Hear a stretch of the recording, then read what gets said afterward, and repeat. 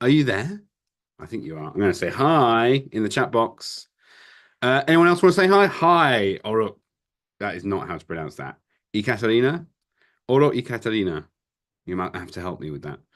Rana. Clemen. I'm going to try that. Clemenienne. Clemenienne. What a beautiful name. Good stuff. Hello, everybody. Welcome, welcome. Just instead of just hello, why don't you tell me um where you're from and also what time is it? What time is it right there? So, Cambridge, I'm going to say hi from Cambridge, UK. And I'm going to say dot, dot, dot, 13:57. That's the time now. So, what time is it where you are and where are you? So, Andrea from Philippines. This is a late session for you, Andrea. Thank you for coming. I'm going to guess about it. I think it's 10 o'clock. I'm going to say 10 o'clock in Philippines. Am I right, Andrea? Is it 10 o'clock in Philippines? I like this little game. Siham from Birmingham. Great. Good to see someone from the UK here. Hi, Siham. Thanks for coming. Exactly the same time as me. Amir, 9 p.m. So that means maybe Philippines is not far off. 9 or 10 p.m., I reckon. Andrea, where are you? Um, Good stuff. Andrea, 9:57. What did I say? I said 9:57. I'm certain of it. Good stuff. Thank you very much. Tetiana from Ukraine. Welcome. Tatia from Georgia. Lovely stuff. Thank you for coming, everyone. Quick question. Let's just start with something to get your fingers warmed up. Do you teach young learners? Silly question, but I bet someone may not say yes. Do you teach young learners? Do you teach young learners? Poland, 3 p.m. Good stuff. You all teach young learners so far. I want to see if there's a no. Santa Maria, just here for the learning. I love it. I love it. Here to learn. You can always take things. I think both sessions are not exclusively for young learners. I'm sure you can take plenty from it for the older age groups as well. I look after teachers who teach young learners. Cool, Eileen. Thanks for selling us. Good stuff. That's really cool. Good to have you here. If teenagers are included, yes. That's a good question, Dundar. That's a good question. Young Learners Festival. In my head, it was young learners being up to sort of 10 or 11. It was at primary school. In England, we'd have a primary school up to sort of, yeah, just sort of 11 years old, I would say. Before they become a teenager, I was thinking young learners. And that's kind of what we're talking about today. But yeah, it's a really good question. You're just here to learn, Siham. Good stuff. Lovely. Okay, well, it's a pleasure to have you. Thank you very much. And I think we're here on Facebook and LinkedIn. I assume we're on there now. So welcome everyone from LinkedIn and Facebook as well. Great to see you here in this virtual world that we're in at the moment. Okay, I think it's time for me to stop babbling and share my screen to give you some information. I've got some information for you all. I'm going to keep my chat. I like watching the chat while I'm doing it. I want to see you all talking. Hi, Dia from Indonesia. Hello. Where are you in Indonesia, Dia? Is that Jakarta, Surabaya, Bali, Jakarta? Jakarta. Cool. Nice. Okay. Welcome everybody to the Young Learners Festival. Day one. We've got Claudia and Pere here today. They are wonderful. I've already seen their talk, and I'm already G'd up to watch them again. And if by any chance by the off chance you need to leave halfway through, you can always come back later. And also don't forget we've got the sessions on Wednesday and Friday as well. Lots more sessions. We've got Ross, Sarah, Anna, Sarah, C, lots of other people coming to see us, to talk for us during this festival. If you haven't registered for the next days, please do feel free to. It's all free. It's basically just you're registering for the same thing. So at the end of it, we're going to all give you the same certificate. So if you register now, you're basically getting all the same stuff, but you get to get more training. So I'll recommend that if you want to. A couple of things to let you know about before we get going. This is a first of a run of a lot of events we've got coming up for the next kind of 5 months. So we had New Voices. Did anyone come to New Voices? I'm interested. Anybody here? Did you come to New Voices? And it was at the end of September where we had New Voices. We sort of auditioned people to speak at the event. And we had these 11 speakers that we chose from a long list of auditions, and they were fantastic. And it was a really cool event. You came, good stuff. Some of you did come. Nice. Okay, but so this is now continuing on our events, this Young Learners Festival. And in a couple of weeks' time, we've got an event called Connecting Teens Day. So in that session, in that set of sessions, we're looking at things like how to foster an environment where your learners can build bonds with each other, with a bit of a sort of an angle looking at their well-being and making sure they feel comfortable to learn and they're not sort of stressed by the sociality of the classroom, and a range of other things, and then sort of social emotional learning as well. So please do come along to that if you're a teacher of teenagers. Some of you are, so that's definitely a relevant session for you to come to. And then on the 4th of December, we've got 3 talks geared towards teachers of adults. Are any of you teachers of adults? Just say yes if you are a teacher of adults. And there we're looking at online teaching. We've got a session dedicated to the sort of recommended best practice for teaching adults online, something we've never actually looked at before. We've also got a session looking specifically at a few AI tools that Megan recommends that you use, Megan Walker, that recommends you use. So she sort of uses AI throughout her daily life, and she's got a few tools that she wants to walk you through that will make your lives a lot easier if you're sort of hesitant to dip your toe in. Anyway, a couple of events there. I hope that's really exciting. Please do come along. If you're interested in those, go to macmillanenglish.com. They're all there, pretty visible. And there's also a link on the screen. And I think Evelina has very kindly put the links in the chat box just there. So you can access the events on that in the chat box. There's a couple of links there for you. Let me know if you have trouble getting in. As I said a minute ago, we've got a certificate coming to you, and a virtual goodie bag. So there's actually, for the whole Young Learners Festival, there's one certificate which will list out, don't get me wrong, it will say the number of hours. So we're not saying one certificate equals 1 hour. We'll put the number of hours that you've committed to your teacher development in the certificate. So keep an eye out for that. That'll come to you next week, probably mid to the end of next week. It's quite a large email that we're sending out to everybody. So just keep an eye out for it. It will take about a week after the festival's finished. The second thing you're going to get in that email is a virtual goodie bag. And inside that bag, you're going to get, for each session, you're going to get the recording, you get the PowerPoint, and you're also going to get a resource. For every session, there's going to be a free gift, a resource connected to that session. We'll let you know what they are today, and you can actually you'll be able to access them after each of the talks as well, throughout the festival.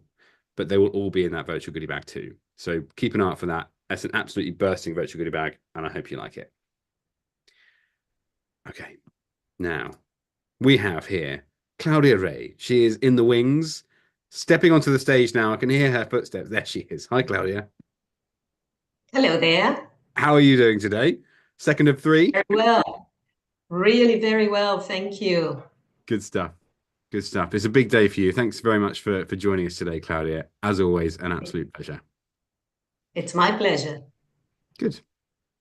So Claudia Rey specializes in young learners and teenagers, CLIL as well. Is that sort of CLIL straddling both of those segments, or is it CLIL just for teenagers? Or it is both. Okay, great. And you teach a Nile online course as well. Exactly. How is that going? Is there a course running right now? Yes. And actually, I told the group members that are taking this iteration that I would be here today, and most of them are busy, but I think that they're going to catch up on the recording. So let me say hi to them too. Hi to them from me as well. Thanks for coming if you managed to catch the recording. Good stuff. And you designed Learning Outside the Classroom video series for the British Council. Exactly. Yes. Can you tell us a little bit more about that? What is it? Oh, yes. Well, it's one of my passions because I feel that we teachers and trainers do a lot of stuff in the classroom. We work very hard on that. But I think it's also very exciting to take learning outside the classroom. And this may be physically by going on, for example, nature walks or a visit to an art gallery or a museum. And when this is not possible, because in my experience, there are schools all over the world that Hmm. really do this very well and encourage teachers to do it. But for teachers that can't possibly do it, or if there are a lot of legal issues connected with taking, especially young learners, outside the school, there are also a lot of amazing digital resources. So Right. it's, instead of taking English learning outside the classroom, it's bringing the world outside into the classroom. Okay, brilliant stuff. Can we still see that? Can you share a link at some point for us so we can see it? Oh, sure. Yes. Well, Thanks. actually, even yes, no problem at all. And actually, I'm also on YouTube. The British Council has this fantastic channel, Yeah. and there are 6 different components of this series, Okay. and all of them are available on YouTube. If you just type my name and learning outside the classroom, you will find the 6 videos, and each of them focuses on one of those things that I was talking about. Wonderful, Claudia. Well, if anyone is on YouTube now, feel free to put that in the chat box. That'd be great to see that. If not, I'll do it myself in a minute. Cool. I'm going to hand over to you, Claudia. Thanks very much again, and I'll see you in about half an hour. Thank you so much. Let's get started. I want to share first of all, let me see if everybody can see my screen. I think you're all there, right? I think it's going well. And I am so glad that there was a question about who do we mean by young learners? And Will gave the right answer. Absolutely, we're going to focus more on primary school children, say between 5 and 10 or 11.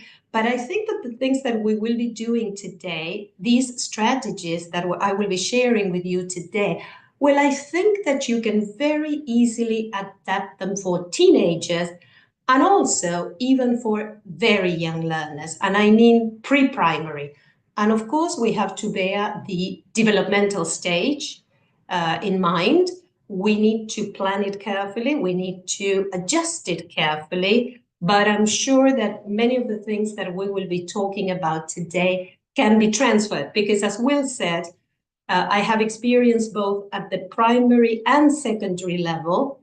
And for those of you that said that you are teachers of adults, there were a few yeses when we last. Some of these things are also great, even for grown-ups. And I know for a fact, because I have used them working at tertiary level, training teachers. So without further ado, let me tell you about how we can do all these things with flying colors. I love this idiom, this idea of doing things really very successfully. And at the same time, with flying colors, is also an idiom that collocates with taking exams a lot. And today, at least in this part, then you will have a lot more with Pere later. But in the first part, in this first part of the session, we are not going to focus on assessment of learning or assessment for learning. That is, we're not going to be talking about summative assessments, such as exams, tests, quizzes. And we are not specifically talking about doing formative practices. And I'm sure that you're already doing that.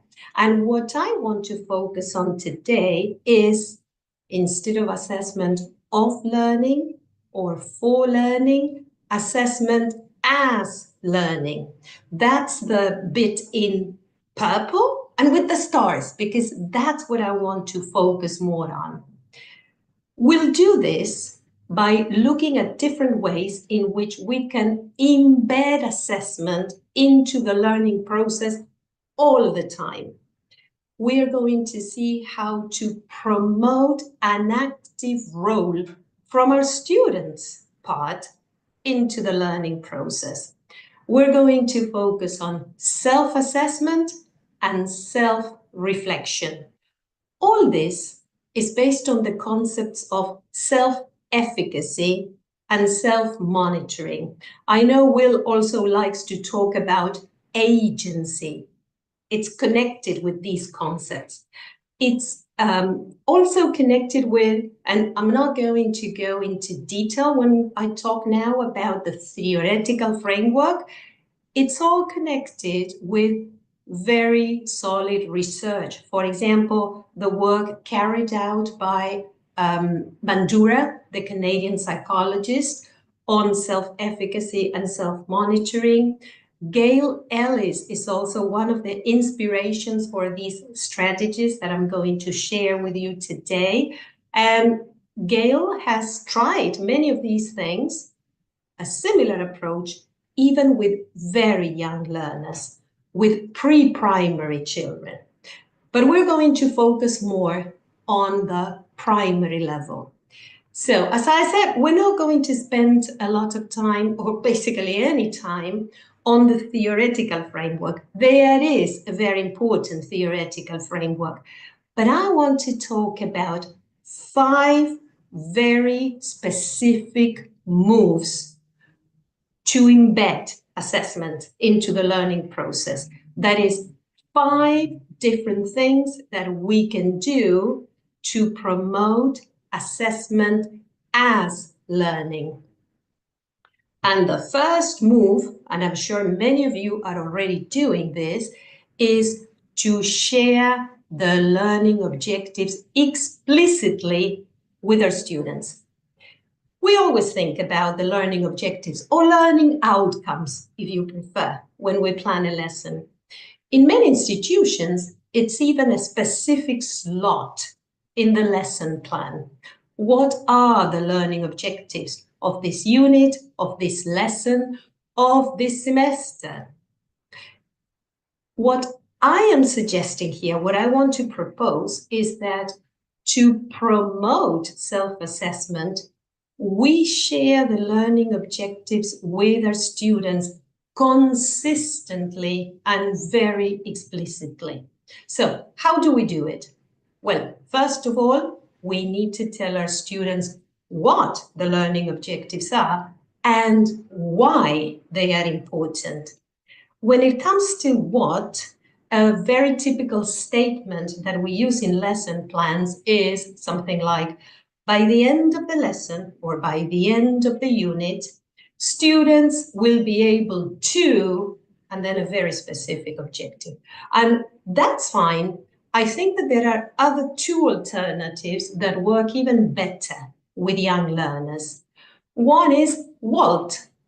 We are learning to, and it's actually the same objective that we can state as students will be able to. But by saying we are learning to, we are involving our young learners too. And probably the most effective way to include these learning objectives or outcomes is to use can-do statements with our students. Can-do statements are very powerful. We need to connect explicitly, as I said, connect these learning objectives that we present with the learning objectives or outcomes that we have presented before. And if possible, we need to share the success criteria. It's important to tell our learners why we're learning what we're learning, or to ask them if the level of English is not so basic, or else it could even be a short discussion in the L1. It's important for them to know what they're learning, why they're learning it, and to bear it in mind throughout the process of learning. The other thing that we can look at is, when do we share these learning objectives explicitly? And actually, the more, the better. It's great to share them at the beginning of the lesson. The learning objectives are like a compass. They tell us which direction we are going into. So that's at the beginning of the lesson. Then at several intervals during the lesson. Oh, and I see some hearts. So that means that some of you are already doing this and think that it's a good idea to share the learning objectives or outcomes at the beginning and then at several intervals, and of course, at the end of the lesson.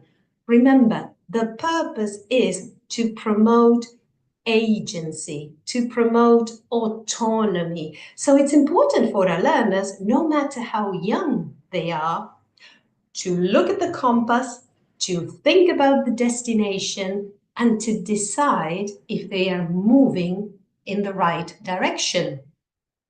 Let me give you some examples, specific examples of learning outcomes.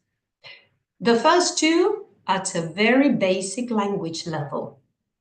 I can name 10 classroom objects. And of course, expressed as students will be able to, this would be, by the end of this lesson, students will be able to name 10 classroom objects. I'm using the can-do statements in all of these because that's a very powerful way and it promotes a lot of self-confidence in our young learners.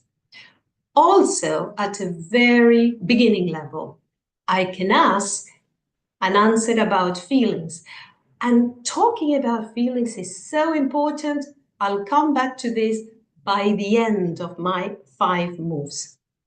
At a more intermediate level, I can write instructions, I can write a social media post, and even at a higher level, here are 2 examples of how to express learning objectives as can-do statements. I can use reported questions, I can take part in the debate and disagree politely. Most of the learning objectives and outcomes that we focus on are also explicitly stated in course books. So it's sharing what and why we're learning it. It's connecting it with previous objectives. It's, if possible, sharing the success criteria, and it's about doing it frequently throughout the lesson so that it can really be about embedding assessment into the learning process. So that was move number 1. Now, let me tell you about move number 2. We said we want to promote an active role in the learning process. We want to promote self-assessment, reflection, self-monitoring. This second move is incredibly effective in doing all of these things.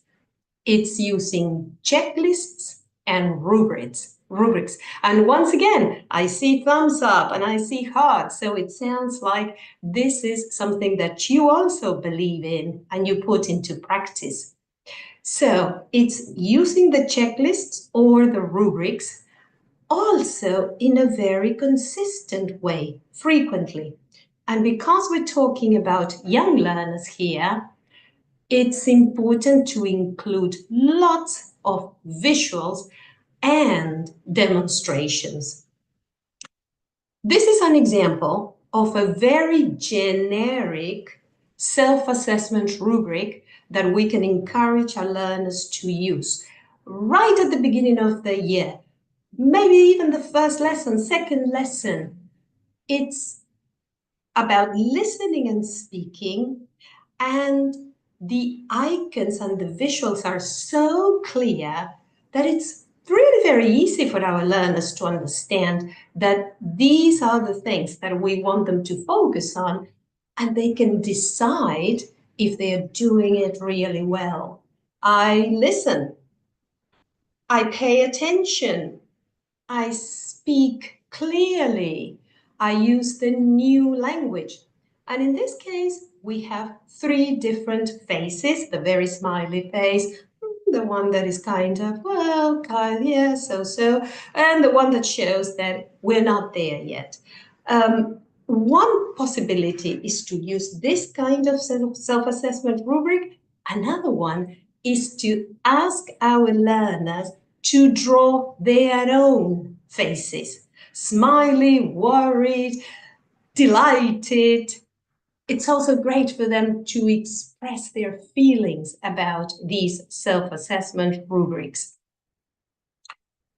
Checklists and rubrics with visuals, but we also need to go through a demonstration, show our learners how to use them, and maybe just by thinking aloud, considering our own self-assessment when we're talking about the lesson, when we're talking about something that we did. If we think that we did it really well, if we think that it was so-so, visuals can be the smiley faces, the ones that are already printed on a checklist or rubric, or the ones that our learners draw, but it can also be other visuals, such as the thumbs up, and this is something physical. They can do it in class.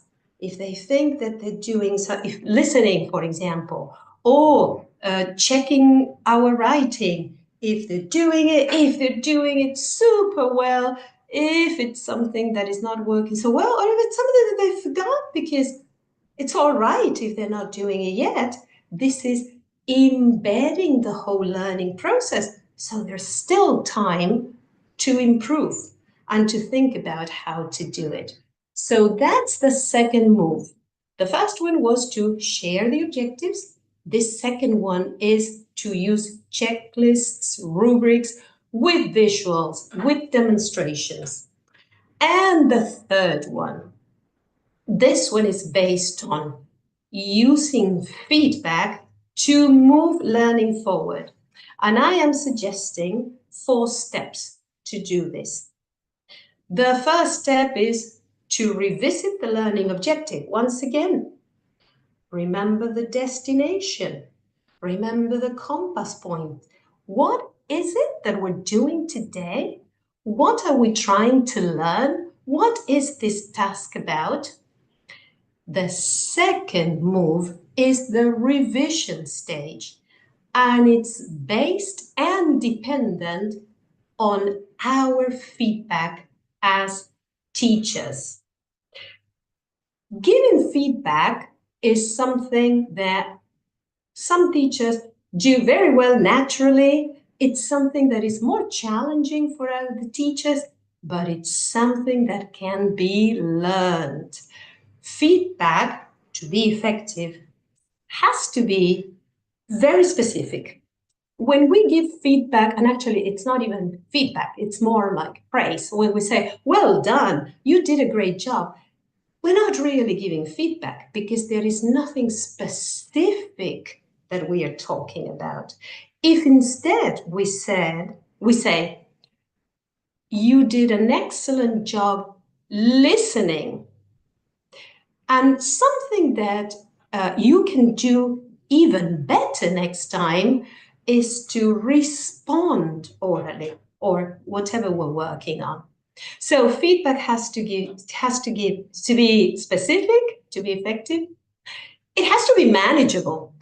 We can't focus on too many things, not only with young learners, even with grown-ups. We need to focus on a few things and do them well. Feedback should also be actionable. That is, it's something that we and our learners should be able to put into practice, to do something specific. And that takes us to the third stage of this feedback loop, which is self-monitoring, reflection. This is where I'm going. This is what I am learning. This is the feedback I got. Have I worked on it? Have I done the revision using the feedback? The very last step is the decision-making stage. We need to ask ourselves, have I done all of these things well? Am I able to move on? Or do I need to review this because it's not really working so well? So one scenario is finish line in the marathon. That's the image in my slide. Yes, I've done all that. I have been able to bear the destination in mind. I have done revision based on the feedback. I am self-monitoring. I've done a great job. Now I can move on to the next lesson, the next objective. If this is not the case, it's all right. This is also part of self-monitoring. It's saying, I need to go back. There's something along the way that got lost. This is a diagram on the same concept. This is more for us to use as teachers. The first step, where are we going? Getting the objectives really outlined and revisited, going into assessing how we're doing, the ongoing assessment based on the feedback, and working on the feedback and reflecting, am I on the right track? Have I reached the destination? In that case, I am ready to move on. If this is not the case, well, I'm not ready to move on to the next thing, but I'm ready to move back and review and complete this loop again. So we already have 3 specific moves that we can use with young learners to embed assessment and to promote self-assessment, agency, learner autonomy. Number 4, this one is about incorporating strategies, specifically self-monitoring strategies. And a strategy can be defined as a step-by-step intentional plan. We're going to complete this task successfully. How are we going to do it?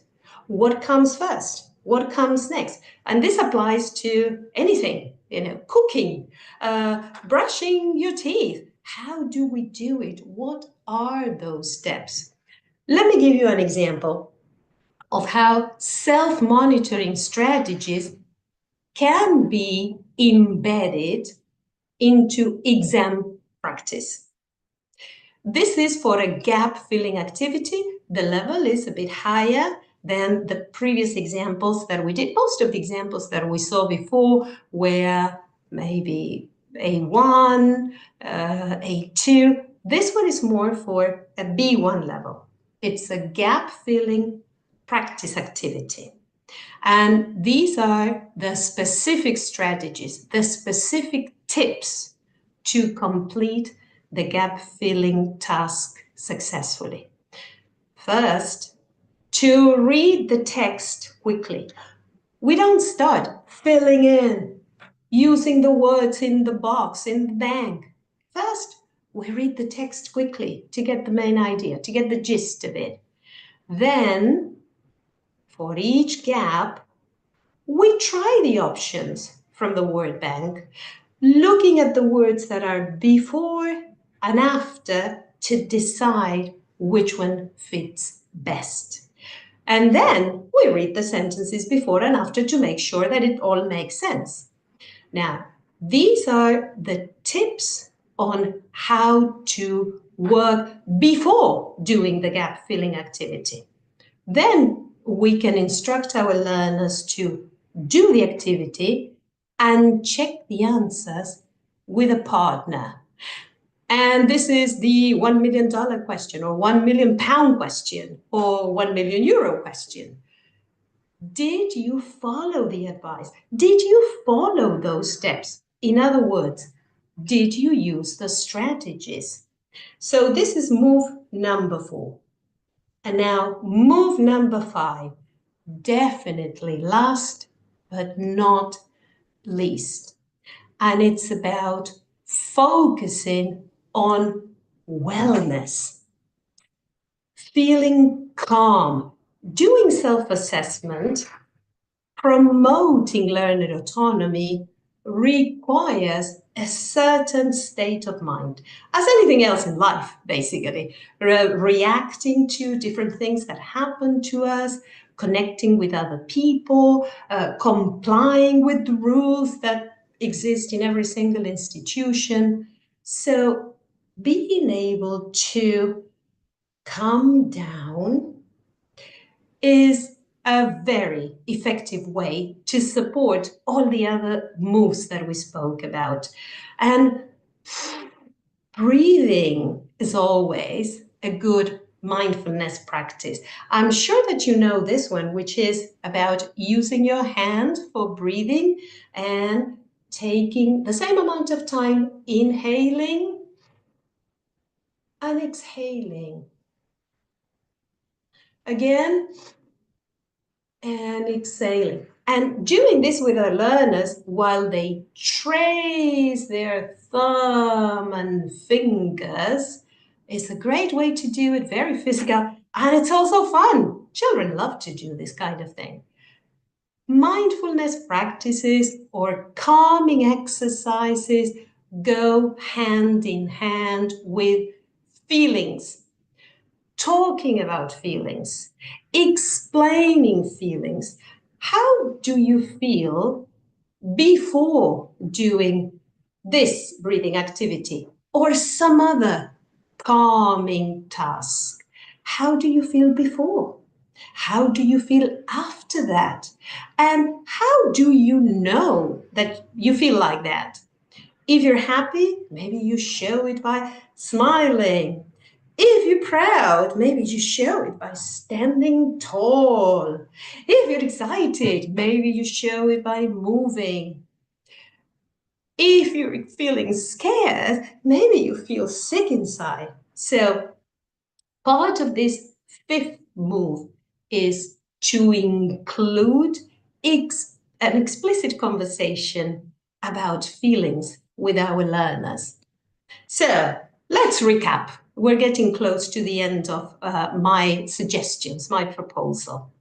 The 5 moves that we spoke about were, first of all, sharing the learning objectives or outcomes in different ways, what to do, how to do, and at different times, when. We also spoke about using checklists and rubrics. That was the second move, and including visuals and demonstrations. The third one was the feedback loop, which has the 4 steps and finishes with a decision-making stage. Am I ready to move on, or do I need to go back and revisit?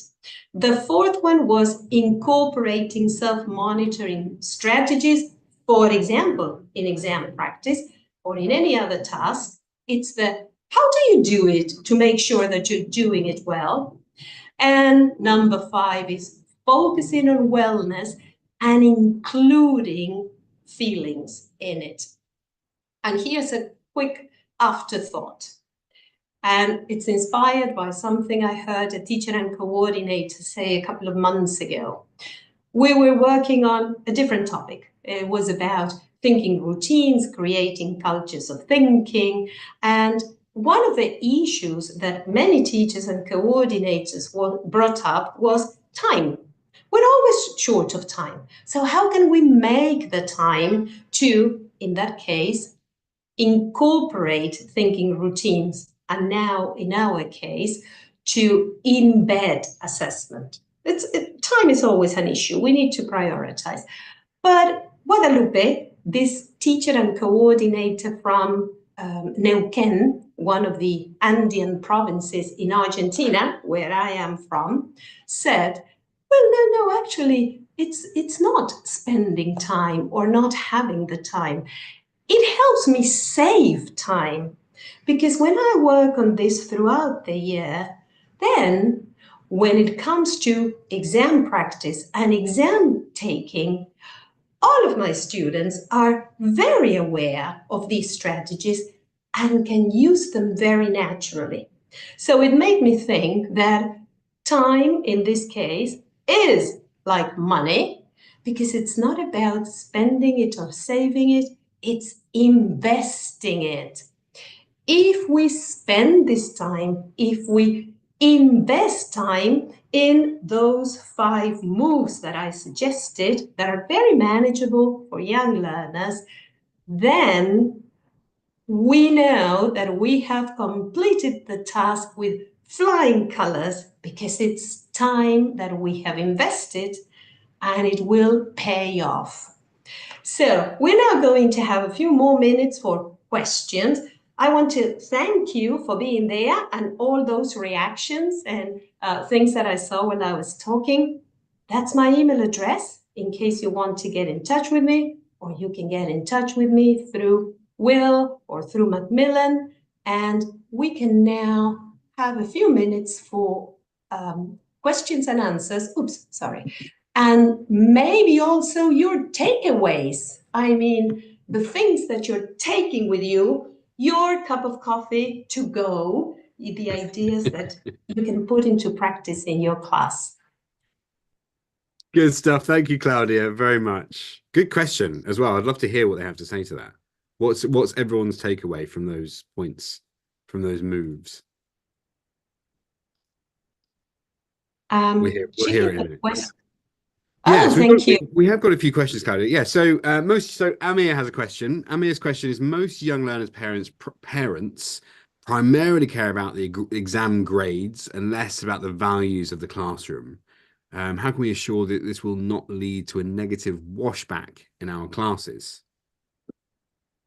That reminds me of something that I heard many years ago from a head teacher in a school where I was working.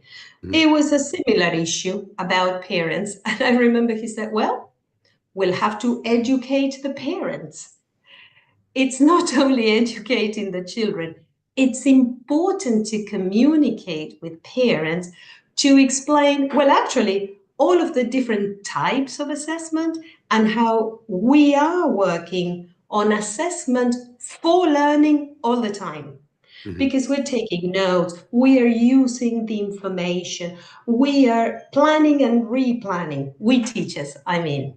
Yeah. It's assessment as learning, because we not only want our young learners to be able to complete a task correctly or to do it right when the task is part of an exam. Mm-hmm. We want them to become autonomous. We want them to learn how to learn. So it's important to communicate this with parents, and good results in examinations should be the result of good learning, right? Yeah. Sorry, let me get my head around that. Say that again. So, good results in examinations mm-hmm. should be the results of good learning. Yes. Okay. Very nice. Learning, that's almost palindromic. I love that. Really nice. Okay, well, I'm glad you like it. Lovely. It may do the trick with the parents then. Mm-hmm. I think that with parents, it also helps to make analogies. It's a lot like the things that we do when parenting. Mm-hmm. We don't give our children, sons and daughters, exams, but we know when they have learned something well. And what I'm proposing here, and that's why we call it embedding assessment into the learning process, is also helping the children mature, become more mature, to be able to take an active role in their learning. Yeah. Absolutely. Thank you, Claudia. I think, I couldn't agree more. As a dad, you mentioned it earlier, but as a dad, it's very fulfilling seeing them learning something. And also, if they learn, I don't know, there's just so many different points you see of a child's life, and where you can see they're starting to sort of take control of it. You can see them sort of tentatively taking those reins and going, I think I can just give this a try my own way. Thank you.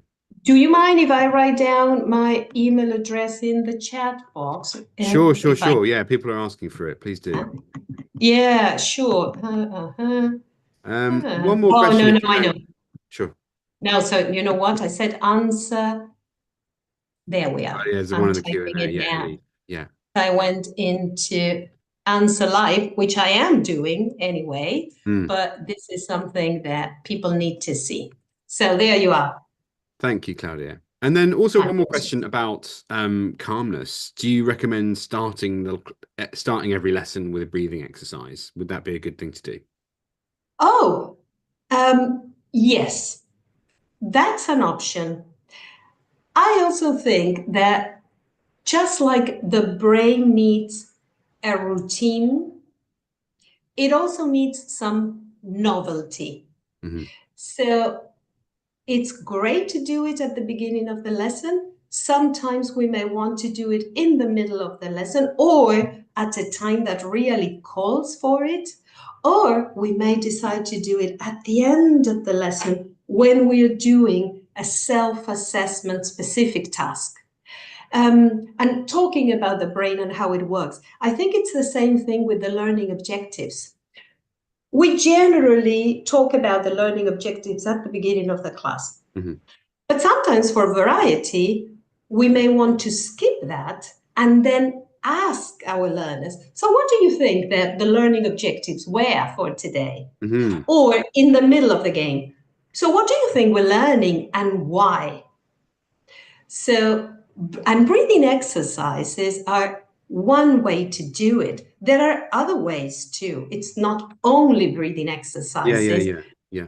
And talking about what's happening, doing some circle time, for example. It very much depends on the context, the age of the students, and I always think that teachers know best because they know the group. Yeah, yeah, yeah. And I would also say, don't be afraid to experiment. You may want to try it at the beginning of the lesson, and then some other day you may want it. It's not always going to work. We know that, Yes. right? Yeah, yeah, yeah. Absolutely. Absolutely. Trial and error. Don't Trial and force error. it. Trial and error, and here the power of yet, as Carol Dweck calls it. Yes. Yeah, yeah, And this has to do with a growth mindset. If there's something we can't do now, it's exactly that. We can't do it yet. Now, relax. It'll happen. couldn't agree more. What I think that's a good point to end. Let's just end it right there. Let's end everything on that. The power of yet. Thank you, Claudia. Have a lovely Thank rest of your you. day. We'll see you for the last session later. Yeah, and enjoy the next bit with Pere. Will do. Thank you. See you, Claudia. Okay, so Bye. before I invite on Pera, I've got one thing I'd like to share with you. So, quite literally something to share with you, or virtually something to share with you. Let me just sort my screen out. There's loads of things going on here. Um, ugh, 10,000 different windows in front of me. There we go. So I'm very excited to share this with you. We've got a resource. So this is kind of what we're doing now. We're deciding that a lot of the sessions we're just going to give you a resource that's relevant to that particular session, that you might find helpful as well. Seeing as you've come, that might be something that you'd like. So we've got this session. We are giving you a big feelings poster. So it's a vibrant, engaging tool that helps students recognize and label their emotions, which hopefully in the end will make them make it easier for them to communicate and also navigate their emotions. This can be used however you'd like. It's intended to be a poster that you have on the wall that you can refer to. Perhaps could be one of those go-to routine exercises that Claudia was just talking about for promoting well-being in the classroom. Or you could hand it out to your students to reflect at certain points during their learning journey. Anyway, it's for you. There should be a link somewhere for you to click and download that and go and get it. It's free. It's just freely accessible. So do go and take a look at that. I hope you like it. It will only be there for the next 24 hours. We're going to have to take it down after that, otherwise, because it's kind of on our website, and we only want it to be available to those that came to the event. So it'll be there for the next 24 hours if you want to go and download that. And a quick note to let you know, while I've got your attention, why not? I might as well let you know about it. We've got a podcast, the Advancing Learning Podcast. We've already done a season 1. Me and Harry. Harry Waters, hands up. Who knows Harry Waters? Let's have a yes if you know Harry Waters in the comments box. He's a prolific advocate for sustainability and preventing global warming. He's doing a great job at it, and we've partnered up for a podcast. Podcast is not about sustainability. It's about all things ELT. So if you want, great. I'm glad you know him. Loads of yeses. Of course you know him. He's wonderful. What a man. What a great guy. So yeah, we've got a podcast together. We've done about, I think it's about 16 episodes. You can go listen to them now. And we've got a new season starting in November. Pere will be one of those guests in that podcast, and I'll be introducing him any second. But please do go on there. You can listen to it on anywhere that you listen to podcasts. It's available. So go and take a look. Without further ado, Pere, are you there? Hello. Yes, I am. You are there. I see you. How are you doing? I'm doing great. Good stuff, mate. Lovely to see you. Pretty big day. So this is your second of 3 sessions you're doing today, right? Yeah, we're doing all right. We're doing all right. About it. Yeah, me too. The adrenaline is in full flow now. I'm feeling it. It's great. I can't promise the same thing for this evening. So, Pere, you're based in Barcelona. You've got a master's degree in education and the Delta. What did you do? What was your final sort of thesis thing in the Delta? What did you decide to do? Well, actually, program design.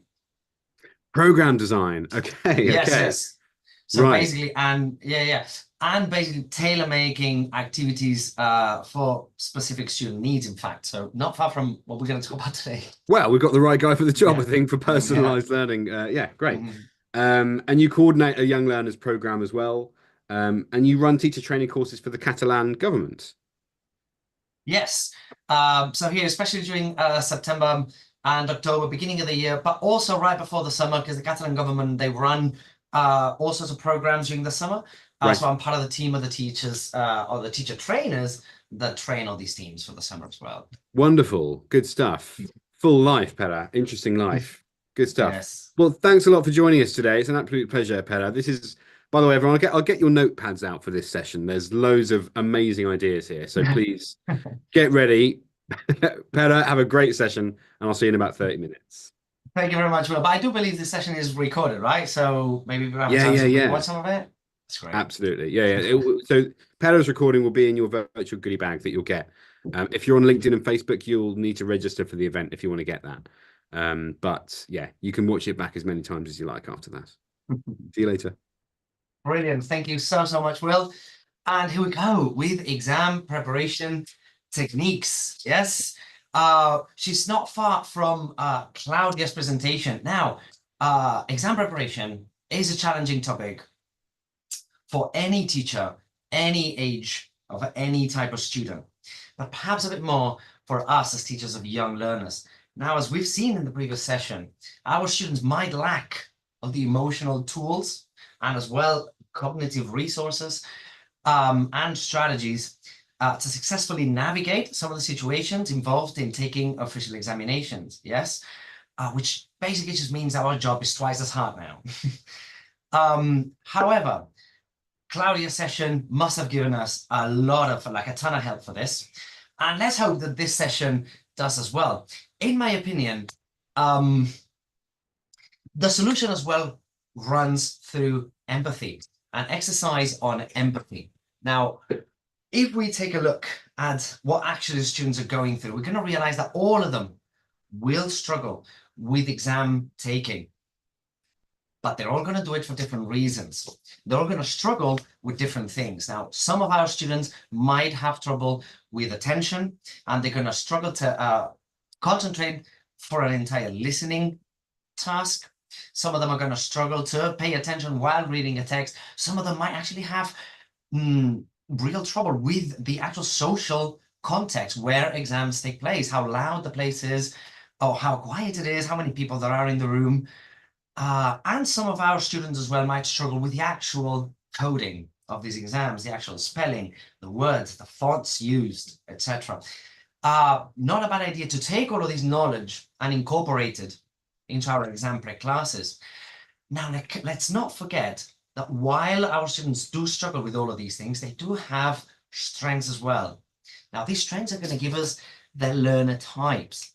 Now, we all know the learner types. Yes, there are many different types of learners. We're going to have students who learn by watching something, coloring it in, making sure they can visualize it in maps, ideas, arrows, etc. Some students are going to learn faster if they have a chance to touch things and move things around and manipulate things. And some students actually have to hear it many times before they can acquire a piece of knowledge. But what is definitely true is that all of our students are definitely going to learn at different speeds. So something else to take into account is that our activities might have to be adapted to different levels within our class group. Maybe some students are going to need a larger amount of activities, or maybe the same amount, but the activities need to be longer. Now we have to make sure that these are all the dimensions that we work on when we prepare classes. And now you're thinking, probably, yes, but like we saw in the session before, the finish line is the same for everyone. Yes, so there's this finish line, which is exam taking. We have to get them all there. So this is the idea. Yes, I agree with you. The finish line is the same for everyone. The exam will be the same for everyone. But every student is going to get there a different route. And this is our job. And that's the reason for this session. Now, how are we going to do it? So we're going to take a look at the 4 skills. And we're going to go one by one. And we're going to have a look at actual exam tasks from official examinations. And then we're going to see what kind of activities and dynamics we can play around with in the classroom to guarantee that all of our students get to the finish line. Now, first and foremost, I want to take a second and talk very briefly about spelling. Now, because our young learners are still consolidating spelling, reading, writing in their L1, spelling is going to be crucial when we do any kind of skill work in our classes of L2, okay? So consolidating spelling and continuously doing activities that consolidate spelling are going to help all the rest of the skills, whether it is writing or reading or obviously or listening and so on. Now, many things we can do to encourage acquisition of English spelling, especially at the age of 6 and 7. So these will be pre-A1 learners, yes? Alphabet cards. Now, how does this dynamic work? Basically, towards the beginning of the course, we can get every student to create their own alphabet cards. It's basically one piece of paper per letter of the alphabet. Make sure the letters are big, colorful, okay? And we put all these alphabet cards in an envelope. We keep it in the classroom. And then every now and then, at the beginning of the class, at the end of the class, this is a 5-minute activity where they bring out this envelope with their alphabet cards. I call out a word in English, and in pairs, they need to put that word together. It can be anything related to what's happening in the class at the moment, something that's going to happen in a second. Yes, it's a collaborative task, but it can also be individual. Yes, and they basically, they manipulate the language in a very real way, which is going to help many of the students that require more kinesthetics in order to learn. Some of the students that have a more auditory way of learning might benefit from register games. This substitutes the classic taking attendance. So instead of just calling out their names, what we're going to do just one by one in the order I have them on the list, just to make sure they're there. Instead of this, I'm just going to start spelling out random names and wait for them to realize it's them. So I'm going to go M-A-R-Y and wait for Mary to put the hand up and say, I'm here. Once this dynamic begins to get easy for them, we can complicate it by using their surname. So that's a bit more unexpected. It's going to take them a bit of thinking again, so it refreshes the activity. Once this gets already too easy, we can vamp it up again, and we can spell their names or surnames backwards as well. It's a curveball that they wouldn't expect. Something else we can make sure that is always there is classroom labels. Now that might require a bit of collaboration with other teachers who also use this room. Usually people are cool about it. Now this is gonna, making sure that everything in the classroom has a label in English is gonna expose them, and it's gonna increase the amount of exposure they receive to this L2 language. Great as well for students with different abilities. What happens with students who finish very quickly, an activity finished before everyone else, I can very quickly ask them to run around the class, find things that don't have a label yet. They can check with me the English word for it, and we can check the spelling together, and they can go on and finish up labeling different things in the class. Meanwhile, I can pay attention to the students who are still with the activity. Finally, backwriting. Very quick activity, very kinesthetic as well. Great for practicing spelling. Students in pairs, one in front of the other, both facing forward, both facing the board. Student in front with the eyes closed. Student at the back reads a word I wrote on the board. And on the back of the other student, draws the word letter by letter on the other student's back, literally backwriting. Okay, so draws an S, and the student in front needs to put together all the different words until he guesses the word correctly. Obviously, then we can swap roles, and we can do this with anything. It's a very short activity, which as well guarantees that even students who struggle holding attention for longer times, it's fine. They can take the activity because it's maximum 5 to 10 minutes long, and then we move on to something else. So, much like we are moving on now to reading activities. Now, this activity comes from Cambridge Young Learner Examinations. It's one of the reading writing tasks, and it works the following way. Students are shown a dialogue with some missing lines. All the lines, the missing lines, are put in a box outside. Now, this, to our 10, 11-year-olds, is quite a challenging task. It's quite daunting first time they do it. It's a lot of text they need to process, and it can be quite complicated to manage at first. However, dealing with dialogues is one of my favorite things to do in a class. Excuse me.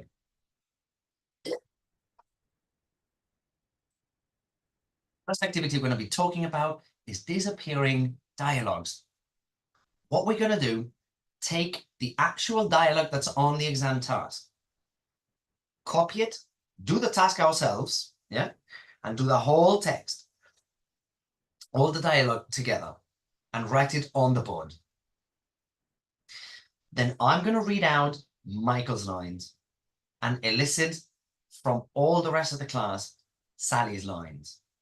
And we're going to go through the entire dialogue. Once we're done, I'm going to erase 3 or 4 words at random. I'm going to go back to the top and go again until the end. I'm going to read Michael, my students read Sally. Yeah.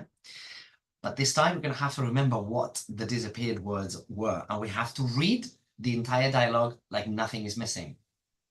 After the second time we read it, I'm going to delete more words. I'm going to keep going until the entire dialogue has fully disappeared. What happens here is that in about 4 or 5 minutes tops, we've got a whole group of students who've been having fun in an activity and just memorized almost an entire dialogue for us. Something else to make this activity a bit more engaging. Every time we go back to the top, we can change the attitude in which we read it. So we read it normally at first. Second time we read it, we can read it sad. Then we can read it angry. Then we can read it happy. We can read it sleepy, so on. However, this is a very dynamic activity. It's quite a loud activity, and some students might also need more relaxed and more calm activities to be able to acquire and to be able to maximize their acquisition from this dialogue. So here's another option. We're going to print out 2 copies of this text. We're going to make sure that the font is clear and the font is big and is spaced out. And I'm going to cut up all the different lines, Michael and Sally. I'm going to take one pack and give it to a different pair. This activity is going to be done in pairs. Every pair is going to have to look at all the jumbled lines of dialogue, and we're going to have to manipulate it to build the dialogue back. Yes. Now this is going to get the visual learners in, because they're going to be able to read Michael's line and then actually see Sally's line, read them together, see if that works or not. Now, these are two very good activities for working with dialogues. Something else that we can do. Now, the next activity comes from the British Council Primary English Test. Now, this activity is classic as well, is gap fill with multiple matching. For each of the gaps, we have 4 options. Now, again, this is going to be more for A1 level students. And it's an activity that as well can be quite daunting at first. So we're going to have to break it down into different steps for them. The first thing we're going to do, take 3 color pencils or crayons. We're going to use the blue one.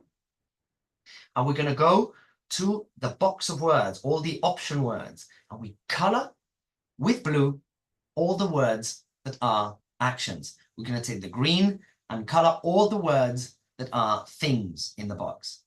And with red, all the things that are characteristic. Now, our students might not be able to grasp meta language yet. That is, they might not be able to understand the word verb or noun or adjective, but they can definitely handle the word action and thing and characteristic. So we're going to adapt that to them. Once all the colors in the box, all the words in the box are colored, we're going to take the same colors and together go to the text and draw a circle, read the first line. And when we get to the gap, we're going to circle it with corresponding color. We're going to all decide whether we need in here an action, a thing, or a characteristic. And we're going to move on to the next gaps until at the end I have like a bunch of gaps that are colored with the corresponding possible words. That's going to narrow down this exercise for them and smooth them into this activity a lot better. As well as great for visual learners because the color coding is always going to make it. And as well, students who struggle with spelling and coding, yeah, because the color is going to basically bridge that activity for them. Next, we can move on to writing activities. In here, another example of a British Council Primary English Test. In this task, students are shown one picture and they are given one question. What's happening in the picture? Again, another task that at A1 or pre-A1 level can be quite challenging. It can be quite daunting, which is why this is a very great way of sort of training our students to do this task or this sort of tasks. Yes. First one we're going to talk about is running dictations. Right. This activity is quite easy to implement in class. Very difficult for me to explain it here. But here's how it goes. I'm going to take the very picture I'm going to use for this exam task. And I'm going to actually do the task myself. I'm going to write up about 15, 20 words, which is about like 3 or 4 lines. Yes. I'm going to do 2 copies of it in a font that all my students can read. They're fonts specially made online for students who might struggle with coding. All right. So you're going to use a font, a big font, and I'm going to space out all these lines very well. Yes. I'm going to take these 2 copies of this text that I created and stick them on the blackboard. I'm going to ask all my students to line up at the back of the class in 2 teams, in 2 lines. First student in each line is going to run to the board. We might have to make some space. First student on the line is going to run to the board, read and memorize as much as they can, usually 1 line. Then run back and dictate what they memorized to the second in line, who's going to write it on a piece of paper. At this point, they go to the back, and the student who just finished writing passes the paper on to the third in line and proceeds to run to the front, read another sentence, run back, dictate it to the next student. And we'll continue until the entire text is done on a different piece of paper. At this point, we can swap papers between teams. We can have a look at the text. We can bring 2 or 3 pictures, and then they decide which pictures correspond to their text. Possibilities are endless, yes, but they are all getting used to the language needed to fulfill this task. And as well, it's a very kinesthetic activity. It gets them moving. Students who struggle with attention, they're going to be passionate about this activity. Believe me, the word passionate. So another thing that we can do, course book page, and that basically substitutes the classic, which I'm sure It's going to echo in your brain right now when I say it. Classic teacher line. Now everyone open your book on page 32. So this is going to substitute that little sentence. Instead, what we're going to do is get all the students' course books in front of them, but closed. Except mine, I'm looking at page 32. And I'm going to start using some of these language relevant tool tasks like this to describe the page where I'm at and the page we all have to be in. Now, at this point is the students browsing through their book, listening to my description of the page, trying to find out what page we're going to do today. That's what activity. Beauty about this game is that very easy, after they are used to this dynamic, I can replace myself from this activity, put another student and show them the book and help them describe the page to their classmates. So it's a student-student interaction as well. Something else we can do with writing. This is another example from the Cambridge Young Learner examination. 3 pictures, and students need to write down the story that the pictures tell, sorry. Now, most interesting thing to use, story cubes. You have a picture of them here.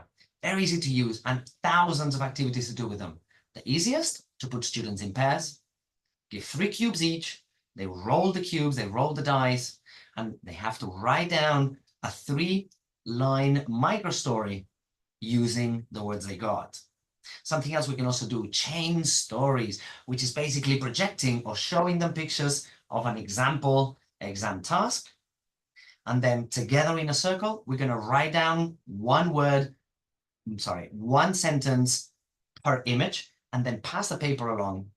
The next student has to read what we wrote and add another line. It's a collaborative task that is definitely going to get everyone involved. Moving on to listening activities now. This is another activity coming from the British Council Primary English Test. In this task, the students are shown 3 pictures, which are very, very similar, and they listen to a description of one of them. Yes, many ways to get them to practice this activity. It is still quite difficult. One of the most fun, for sure, is museum statues. Museum statues means asking 3 volunteers to the board, giving them a piece of paper with some instructions to follow, a position to be in, an action to perform. At this stage, when the 3 museum statues are acting out the little piece of paper, I'm going to describe one of them while the rest of the students need to guess what I'm talking about. Now that, however, is an activity that requires a lot of kids who are not afraid and not shy at all. It's quite a loud activity. Students are going to be shouting out answers. So then another possibility is battle picks, okay? It's a much more quiet activity. It's played in pairs, facing each other, book in between, so they can't see each other's images. Each student has a set of 3 images, the same images, and they take turns describing one of them when the partner needs to guess which one they're talking about, A, B, or C. We can do this with different sets. We can print out different sets, and students can play this for quite some time, 5 minutes, 10 minutes. Another classic listening activity, this one actually coming from Cambridge Young Learner examinations. This is a sentence completion. Students are shown this text with missing words, and they listen to be able to complete all the sentences. Most fun way and most effective way to train our students for this task is to use active stories. This one's very easy. For an active story, I'm going to just write down on the board the name of a category. For example, transport. At this point, I'm going to start telling them a story, maybe something that happened to me this morning. Yes, and every time the students hear a means of transport, they have to stand up, clap 3 times, sit back down. Now, this is going to teach them targeted listening. So they're not trying to understand everything that I say. They're just waiting for me to say something, which is a very useful technique. And it's played in a very fun way because it involves students who as well have a bit of excess energy as well. Because it's standing up, it's clapping, sitting down. It's quite a dynamic activity. I can change the word halfway through the story and then go for animals or food, anything that the students need. Now, let's move on to speaking activities. For speaking activities, this is a classic as well. 5 pictures, this one comes from Cambridge YLE. 5 pictures that tell a story. Yes, many ways for us to practice this. Probably the most obvious one, we're going to go on a circle. Project these 5 pictures, and then I'm going to say a sentence. I'm going to speak a sentence about image 1. At this point, sorry, I'm going to hold the ball and give a sentence about question 1. Then another volunteer is going to put a hand up, and at this point, I pass the ball to them, and they can give me another sentence about the first picture, or maybe a sentence about the other picture. Yes. Now, at this point, using the board is going to guarantee that only students who are comfortable speaking out loud in the middle of a class have a chance to participate. Yes. For other students, the ball situation, the ball dynamic, it lets them just enjoy and learn from everyone else's contribution to the class. Another way of playing is change spotting. I love playing that. Once my students are already familiar with the story, it's a lot smoother then. And it basically means me retelling a story that they already know, but putting in some details changed. Yes, at this point, every time they hear a change or a mistake, they have to stand up, clap 3 times, sit back down. Finally, the speaking activity comes again from the British Council Primary English Test.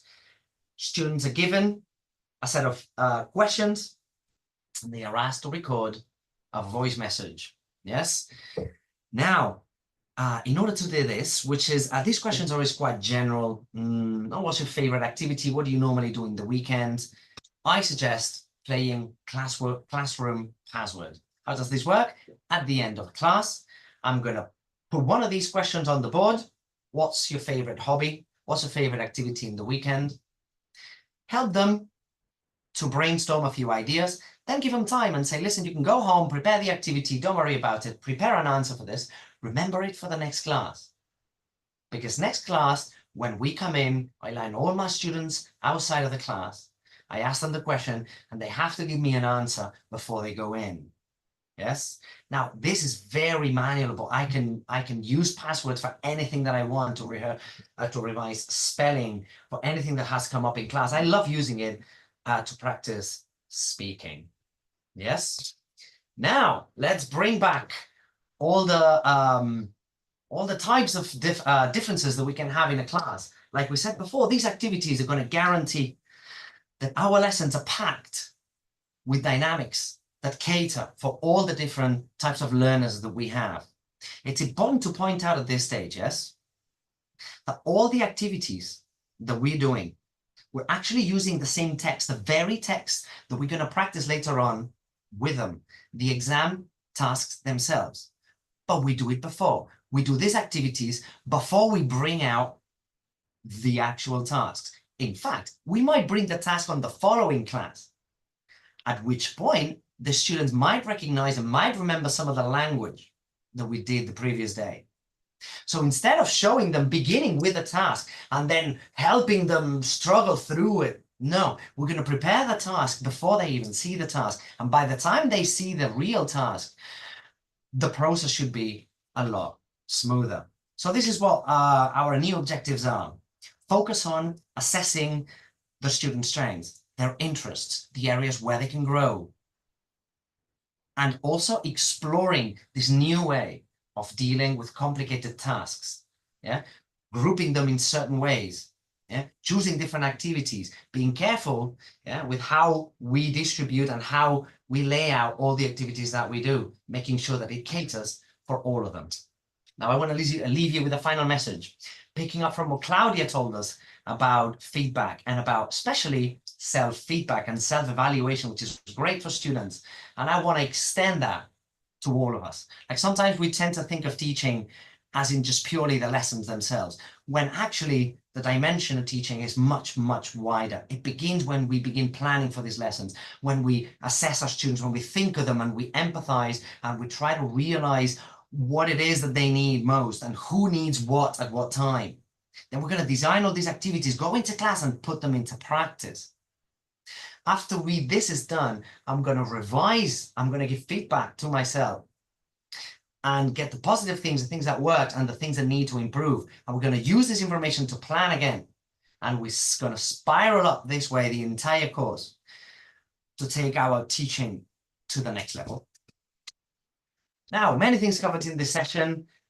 You've got my email address down here as well. And now is the moment when we can have a look at some of the questions that you have. Is timing okay, Will? Perfect, Pere. Thank you so much. I think I'll be on screen in a second. Thank you so much. That was a really, really helpful set. I mean, I don't need to tell you this, but just a really, really practical and helpful set of ideas there. Thank you so much, Pere, for sharing that with us. You've had a lot of love kind of throughout the whole thing. People have been saying, wow, this is amazing stuff. Brilliant, brilliant. All right, so we've had a couple of questions. Yes. Firstly, someone's asking if you can write a book, please, with all of these ideas.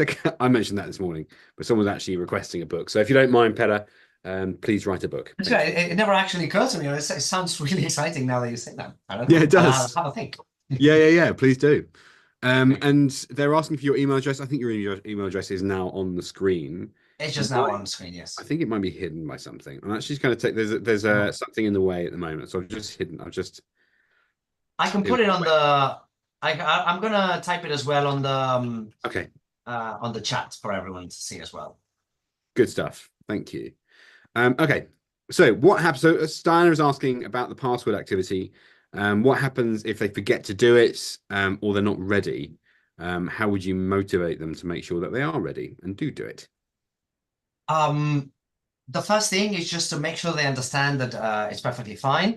Again, I'm never gonna aim for perfection right away with none of these activities. So the idea is, as teachers, it's fine. Like I want them to get there, but it's fine if we need to take it in steps. So if someone is very insecure and they cannot fulfill that activity fully, that's fine. I'm just going to give them one of the options myself, ask them to repeat, give them positive feedback. Let's go. Next class, I'm just going to up the level a little bit and I'm going to miss out a few words. I'm going to give this student part of the answer, ask the student to input some of their ideas and then send them in again with some positive feedback until at some point the student's going to be confident enough to carry out that activity on their own. That's the idea. It's basically what we do as teachers, if we think about it, really. It's just we take a very complicated, very daunting task and we make sure that we find the best way for our students to get there. We're not going to make the task easier.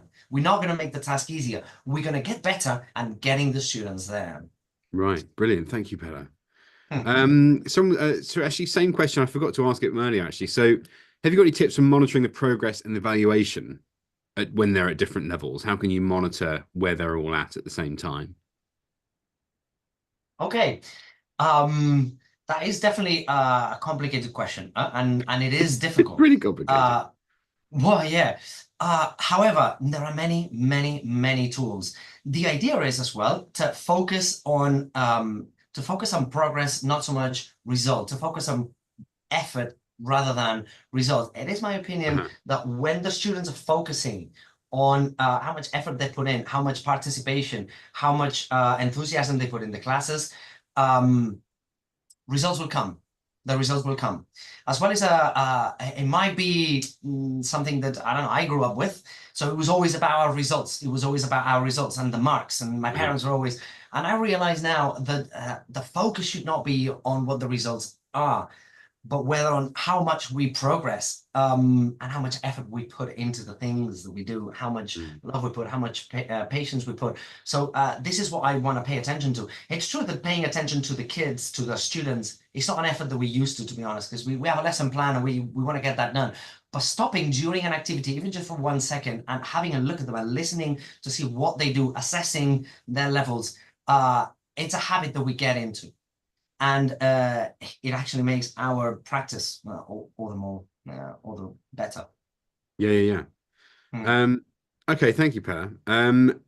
So do you have any more ideas? Well. No, of course you did. Yeah, you did. All clear. Okay. Do you have any more ideas for games? This is from Isabel.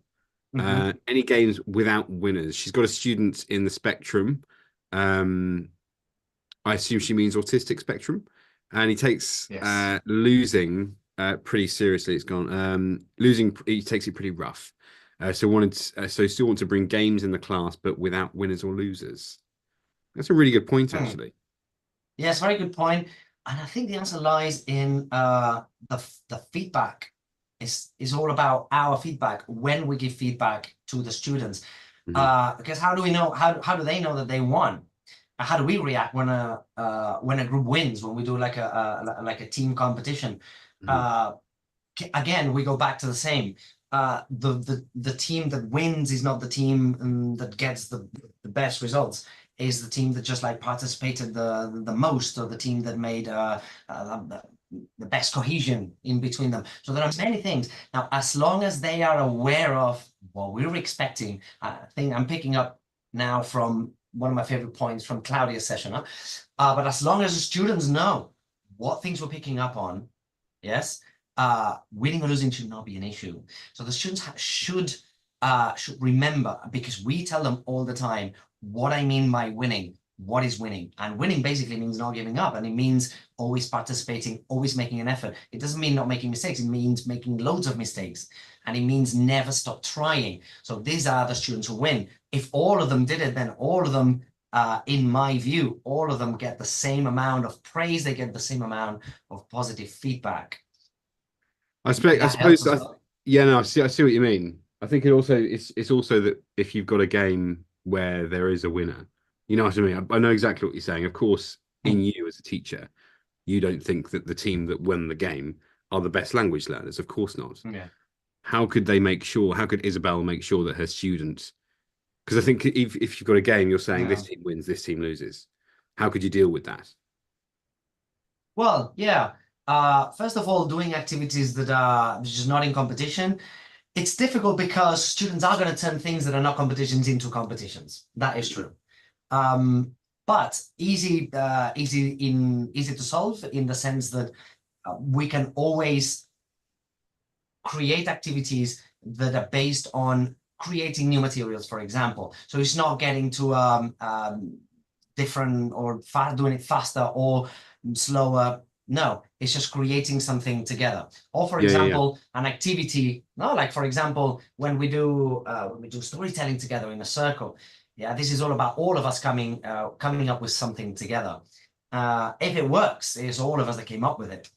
Mm, so all of these activities that involve the entire class being involved in the same task, Mhm. even if it's just like little individual pieces, or when we do like stories, collaborative stories, where I write a piece of like a line of the story, I give the paper to someone else. This person's going to read my line and then add another sentence to the story. So all of these dynamics have like no winners or losers. It's just together we're trying to build something, trying to create a story all together. No, Yeah, yeah, yeah. Absolutely.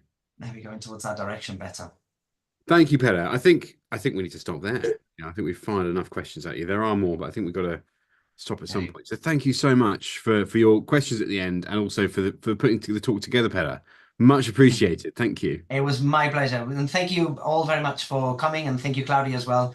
It was a very tough act to follow. And I did my best, but it was a great event. Yeah, yeah, good stuff. I completely agree with you, Pere. Thank you very much. Okay, so I've got a couple of bits here for you. Hold on a minute. Doobie doobie doobie. Here we go.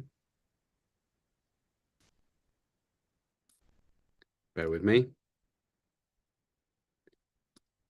Whoops. Whoops. It's gone back to the beginning. Amazing. I love it when that happens. There we go. Okay, so as you saw from Pere's talk, we are in. Actually, you didn't see in his talk. You saw the primary English test in his talk, but you may or may not be aware that Macmillan Education and British Council have partnered to create a single learning and assessment journey for your learners. So, if they are currently on a different exam, they could now port over to the British Council exams. And our courses are now designed in partnership with those assessments. So if you are using a Macmillan course, you might want to consider using the British Council exams and vice versa. Just to zoom in quickly on the actual exam itself, this is the primary English test. And just to go back to what Claudia was talking about in terms of student well-being and happiness and contentedness and sort of the decrease of pressure in the classroom. These exams are designed with that in mind. So they actually use artificial intelligence, the primary English test, which I find fascinating. And you might know that a lot of exams nowadays, they're sort of 90 minutes as a sort of a standard. But this is not 90 minutes, this test. On average, it takes about 45 minutes, and it does that by responding to the responses of the learner. The reason that that's being done is to decrease the amount of time that they're there, so they can sort of streamline that process of finding out exactly where that student is by the test reacting to their responses in real time. So it's a really, really forward-thinking exam. Feel free to go and explore it. There should be a link somewhere on the screen now for you to find out more and see if it's going to be right for your circumstances. But do go and take a look. You can also learn about our partnership, and there's loads there to learn to see if it's going to work with the course that you're teaching at the moment. So go take a look. Okay, we're almost there. I just wanted to let you know about a few more events that we've got running at the moment. I'm going to put the chat box open. I'm going to ask you a question. Is this the first event that you've been to with Macmillan Education? Is it the first one? Yes or no? Is this your first event with Macmillan Education? Good stuff. I love seeing lots of no's. I also like seeing yeses. It means we're making new friends. That's amazing. Princess Spontaneous. I desperately hope that's your real name. I don't think it is, though. I really wish it was. Good stuff. Well, you might know that we run these events year round, these teacher development events. They're all free to register. We always hopefully put on a pretty good show most of the time. We try to. And they all have sort of free resources and other bits and bobs that come along with them. In line with that, we've got a few more events coming up. So we've got the Young Learners Festival now. And then in a few weeks' time, on the 19th of November, just one day, it's not a whole week-long thing, but just for one day, we're looking at teenagers. And there's going to be 3 talks there. One of them is actually still focusing on well-being of the teenagers, specifically looking at the pubescent age where teenagers sort of might struggle with their emotions, with all the changes that are taking place for them, and how you as a teacher can help them respond and manage that. Along with loads of other stuff. Go and take a look at the website. And then 2 weeks after that, we've got Wednesday, the 4th of December, is Educating Adults Day. We did this event last year, and we're bringing it back again for this year, where we're looking at, for example, teaching online. We're looking at, so one session will be sort of best practice when it comes to teaching fully online. And then someone's talking about Megan Walker will be talking about her most recommended AI tools when you're a teacher of English language. So do go and take a look at the website, macmillanenglish.com, or the link that's on the website. On the page somewhere now. Hopefully just click that. You can register now and you're done. If you're on Facebook, on LinkedIn as well, just go to the website, macmillanenglish.com, or there's probably a link in the comments right now from our social media team. So certificates as well in about a week. So you're going to get one certificate. This is one certificate for all of the Young Learners Festival. So there's one certificate, and there's also one virtual goodie bag, and in that goodie bag you're going to get the recordings. Very importantly, you will see the recordings. You'll be able to watch these back and catch those bits that you might have missed today. You will also get the PowerPoints and also the resources that we're giving away today. You'll be able to find them in there as well. So if you've lost it today, don't worry about it. You'll get them in that email. Yeah, I think that's it. That's all that's left to say, I think. Thank you very much for coming. I hope you learned a lot today. We've got a couple more days left. We've got Wednesday and we've got Friday this week where we're doing the same thing. 2 more talks, all part of the Young Learners Festival. If you haven't registered already for those 2 days, go and take a look at the website now. It's fully available still. Go and book your spot, and we will see you then. Have a lovely rest of your day, everyone, and we'll see you on Wednesday. Bye.